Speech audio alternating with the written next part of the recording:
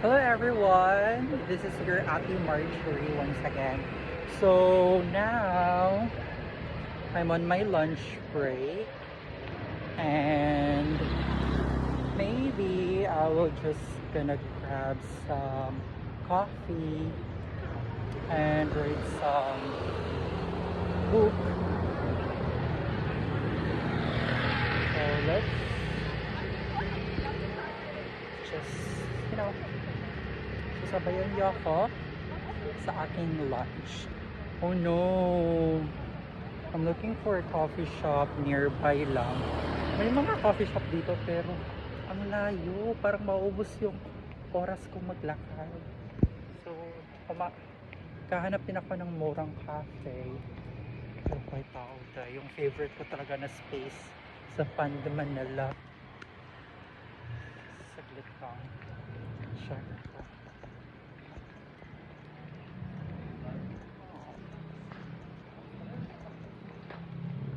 Yeah, I think mag 7-Eleven na lang ko. So let's go sa 7-Eleven na lang.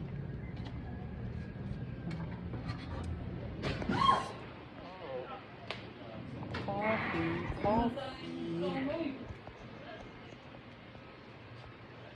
here. So I think let's have chocolate flavor na coffee siguro. Small.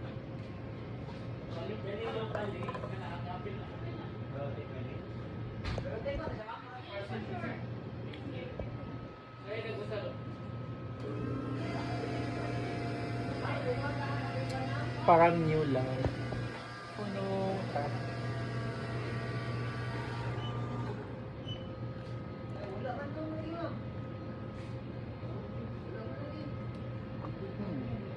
May ato. I think there is none. So, anong magandang isasabay ko dito? Let me just check. Biscuit. Ano? Bread. May bread pa. I think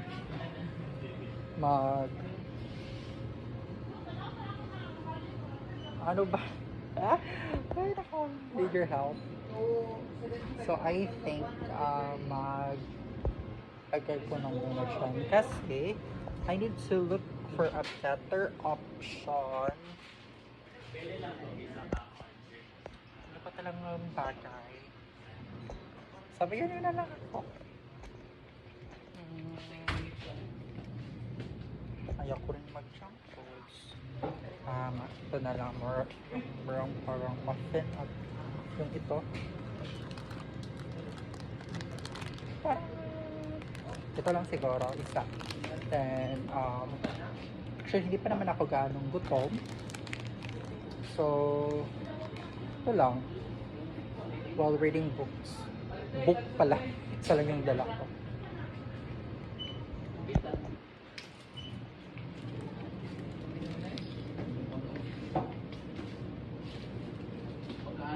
Wala. I-covered lang yan. Para sa ano naman. Comment lang naman pa. Thank you. Spoon na niya. Ay ka na murag shaker niya. Wala na. Chocolate small. 2 pesos. 2 pesos. Ganito na yun kasi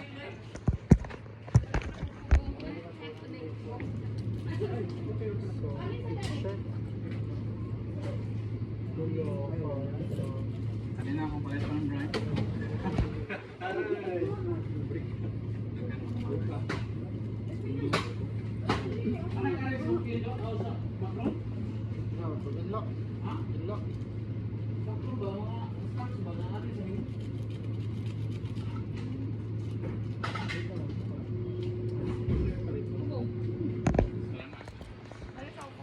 Kuha lang muna ako ng para sa shaker. Saan ba yun? I think here.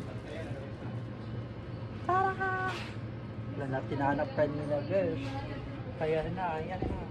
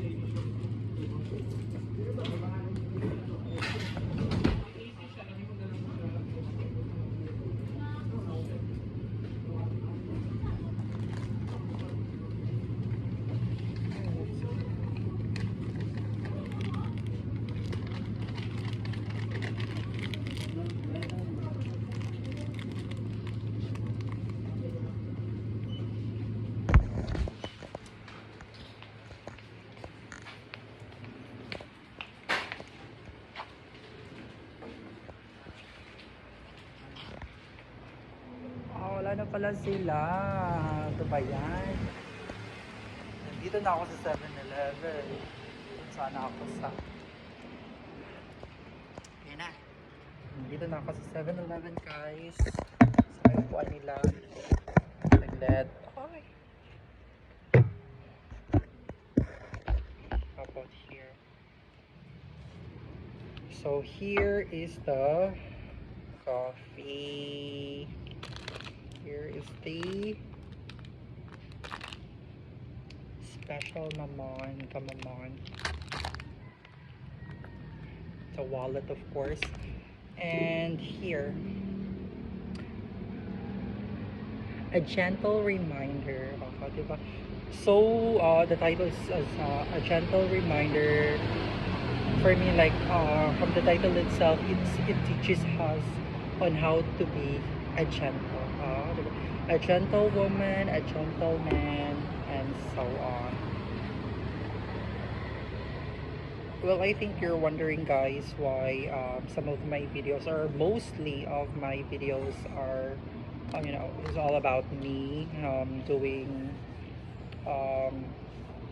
something alone, eating, running, and so on. Yeah, mostly. Because honestly, guys, there's someone who asked me, bakit parating na lang ikaw pag isa, sabi lang ganun. Sagot ko is silence with smile, parang ganun. Kasi I think we are not obliged to explain, but if they really want to hear my answer, honestly, my answer would be, you may be able to see me in the crowd with a lot of people, but honestly, I'm not anyone's favorite.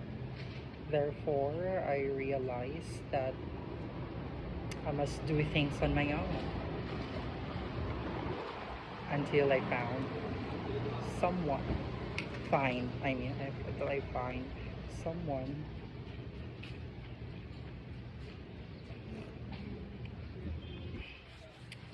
so ganun, for healing, for peace, and everything.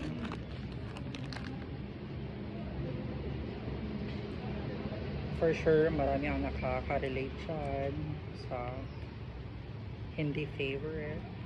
Yeah, madami kang ang friends sa kalokohan, ganyan. Travel kahit san-san. Pero, hindi ka naging favorite. Yung iniisip ka talaga nila, parang ganun. Kahit nonsense lang, pero iniisip ka pa rin nila. Hindi yung iniisip ka lang nila if they are kulang, parang ganun, or may hot-hot sa'yo. Ay, invite natin si Ate Marjorie kasi mag-share yan, mag-pledge yan, mag-shipping yan, parang ganun. Ay, sabihin natin si Marjorie kasi anong ayun ganun, parang may pakinabang ba, kumbaga. Gusto ko lang sana invite nila ako sa kung ano ako, masabihan na gusto ko kasama kita, masaya ako na kasama kita, kahit ganun lang. Kahit yung ganun, di ba? So, now that I am, matatawag ba siya na selfish? Wala na say selfish lang na sarili ko na lang naisip ko kasi previously, honestly, most of my time ay binibigay ko talaga sa ibang tao.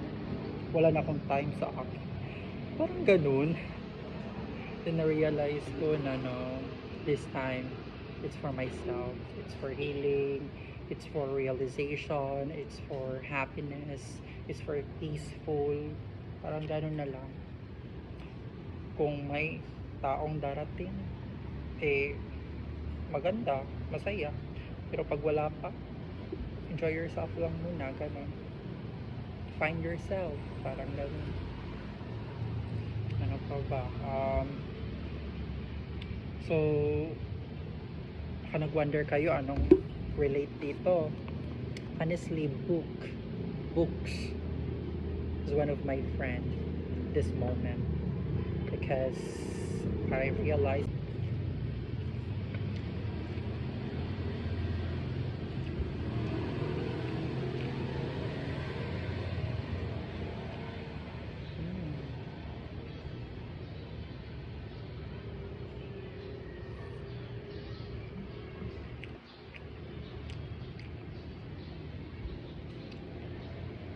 I don't feel na ipipilit ko pa rin yung sarili ko para magustuhan ng iba. Like, I'm tired, honestly lang. Gusto ko naman nga ako naman yung intindihin. Pero wag na, hindi na lang ako mag-expect ng ganyan. Basta at this moment, focus man ako sa sarili ko. Yun na lang. May books naman. May computer naman sa bahay. Makapag-travel naman ako. Hi! Oh no! My friend is here.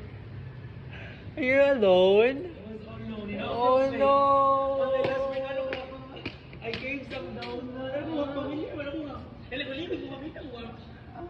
Ano ko pagkaili mo ko ni Moy? Kana.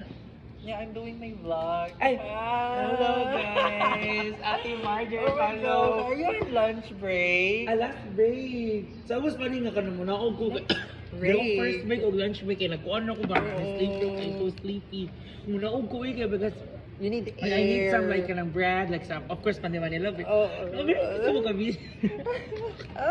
actually, I'm really, A I'm gentle really, reminder. yeah, I've mentioned naman this one. Oh. Oo.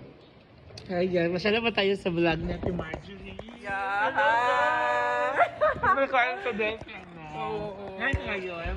Ano daw? Lunch ka ngayon? Oh, naka-lunch break ako. Yun lang, coffee. Actually, I was planning to visit Manila, but merong tao, merong nakaupo. So, full shock. Kaya So, lumipat. so, that's the reason. No, Pumunta yeah. talaga ako dahil Oh my God. Dahil sa pagtingin ko, hindi ko naman. Uy, parang kilala ko Ay, yung... siya? Hindi parang kilala ko yung umupo. Oo. Pero kaya lumakan ako. Adi Mark, Actually. Hindi Oh mo my makita God. kasi madilim. Madilim. At saka, hindi pa kayo... hindi pa yung araw, wala pa yung araw, di ba?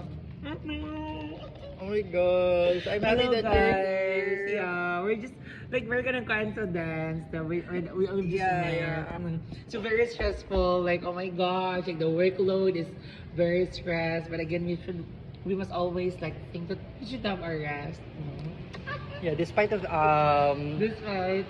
of tiring days, Yes, stressful tiring days. Mhm. Sometimes we need a break, diba? Actually, is one of my friends in the office Hello guys. who really relates my situation. He loves to do traveling as well. Traveling alone. Alone, yeah, doing things alone. So yeah. Because it gives us peace if we do things alone. Oh no. So very fun to dance. Oh, Like, actually, I didn't expect. Like, my God. Because Are you you know, alone? Are you alone? yeah, I'm always alone. Mhm. Sa lunch break lang. Mhm. Oo. Pero sa office naman, marami namang tao. Right. Marami. So lunch, di ba 9 to 6 yung shift mo? So, Yeah. supposed to be last week ka na ngayon or lunch pala? Lunch na talaga. Lunch. Okay. Oo. Oh no, ito naman balik na ako. Oh my God. Oh no, I will miss you. Say bye-bye to my vlog. Thank you mo. guys, and that's for a 5 minutes catch up. You know? Yeah. See you later, ha. See you later. See you when I see you. Yeah, let's hug. Oh no. Anyway, Thank you, ha. I'll go tomorrow. Thank you, ha. Yeah. Bye-bye. Wala ng tao. So, I think it's better na.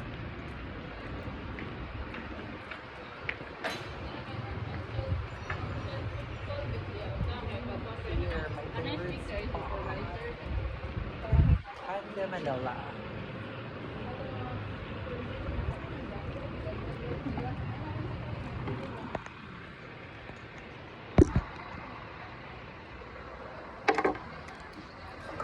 Open pala yung zipper ko.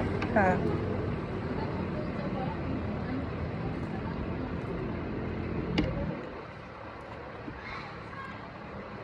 Again, I will be reading a book titled A Gentle Reminder. And at the back it says, take what you need. So let's go ahead and read the first page. This is for the deep feelers. Oh my gosh, I think it's kind of related to me because I'm an overthinker. So grabe ko mag-overthink, guys.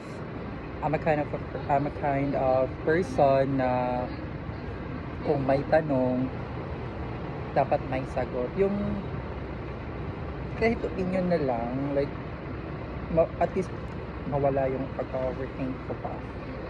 Kasi ang pangit naman talaga if may tanong ka pero walang sagot, di ba? If wala pang sagot, then we must find the answer, di ba? So I will start reading now, okay?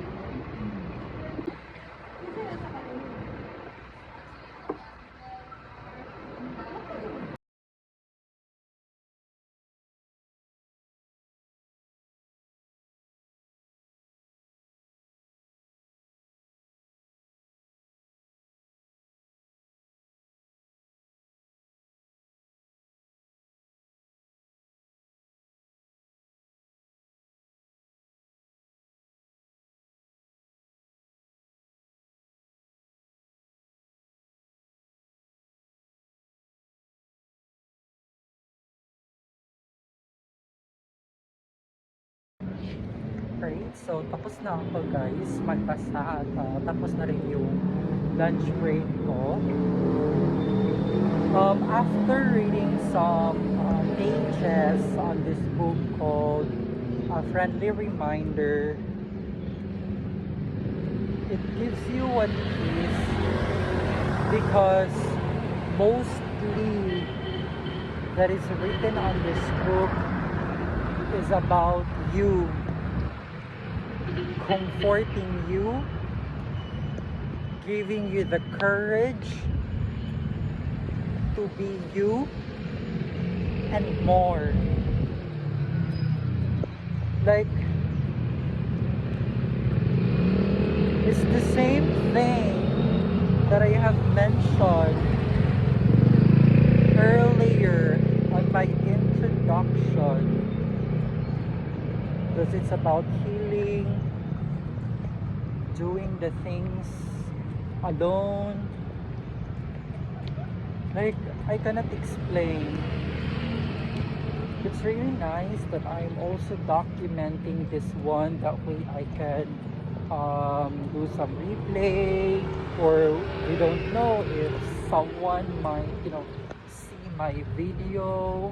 I'm not really sure as well if they will be inspired or whatnot, but at least there is really a little bit lesson in life for being a type of person of who I am right now, especially in this generation.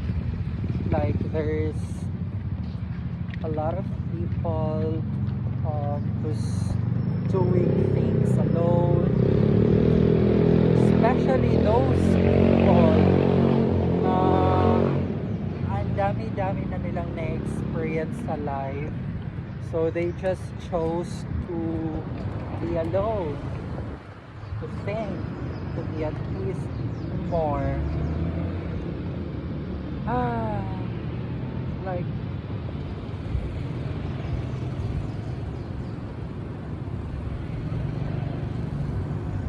think I must go. Yeah, I must really go. But I'm in the road right now, so